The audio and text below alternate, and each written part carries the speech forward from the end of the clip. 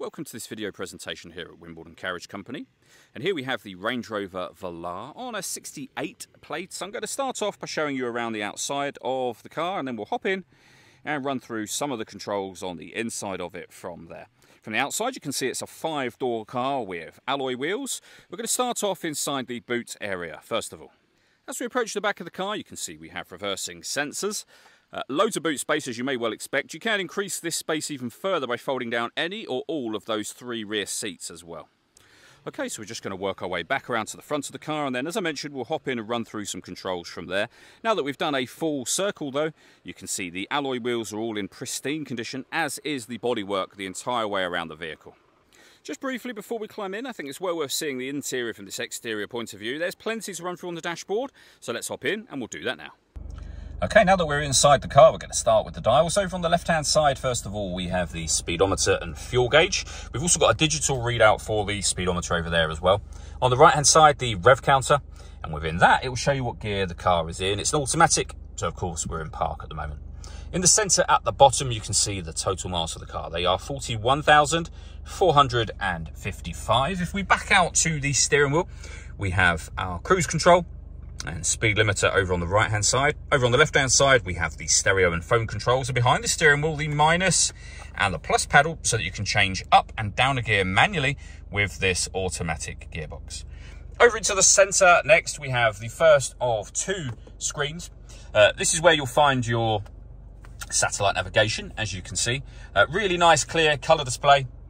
Very easy system to use. Down the bottom here, we've got various options. You could go into sat-nav, your phone, audio, and your Bluetooth, or you can go back to the home screen, which is where we started, and then swipe through the various options yourself. So back to the beginning again.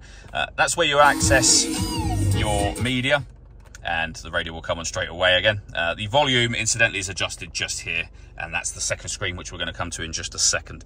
When it comes to the radio, we have DAB, FM, and AM. You can listen to your own music. For example, you can stream it wirelessly via Bluetooth audio once you pair your phone. If we go back to the home screen and swipe through the options, you may have noticed already, but this car's got Apple CarPlay and Android Auto, both available. So once you've connected your phone, you'll be able to access those and everything that comes along with that, of course. If we pop the car into reverse, you'll also see a full colour reversing camera with guidelines that show you what direction the car is headed in relation to the image shown on the screen. And then we're going to come to our second screen, which is even bigger than the first screen, and you can see the various options available to you along here. For example, heated seats, which you can turn on and off from there. You can also control the temperature of the seats. You've got 3 different settings, as you can see. So you can turn it off with these dials for both driver and passenger, should you wish to. We've got vehicle menu. We've got our climate control menu as well. And from here, you can determine where you'd like the air to be distributed. The air conditioning, you can turn off.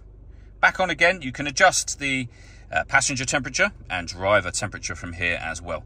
You can push this in to control the heated seats. You don't have to use the button that I went through just a moment ago, but a really, really nice, very easy system to use, and it's nice to have this second screen here, of course, as well. As I mentioned, the main volume for the stereo is just there. We have the dial that is the gear lever for the car, so reverse, neutral, drive, and then push to twist to get it to sport there, and then back to park. When you switch the engine off in this car, you'll see that that will lower down, and when you start it up, of course, it will raise back out again for you.